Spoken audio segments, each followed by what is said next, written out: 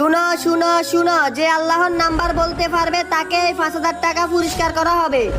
এই ছেলে, এই তুমি এসব কি বলতেছো? আল্লাহ তাআলার কখনো মোবাইল নাম্বার হয়? হ্যাঁ ভাই, আল্লাহ তাআলার মোবাইল নাম্বার আছে, আপনারা কি বলতে পারবেন? এই ছেলে, তুমি চুপ করো ভাই। আমার মনে হয় এই চোদ্দ বেশি। হ্যাঁ ভাই, আপনি ঠিক বলতেছেন। ও আমাদের মধ্যে জামানা লাগানোর চেষ্টা করতেছে। কিরে তুই আমাদের সাথে ফাইজলামি করতেছিস? ভাই আমি আপনাদের সাথে ফাইজলামি কেন করব? আল্লাহর নাম্বার সত্যি আছে, আপনারা মোবাইলে তুলুন, আমি বলতেছি। আচ্ছা ঠিক আছে, বল। 4 4 12 12 8 8 7 7 15। 15।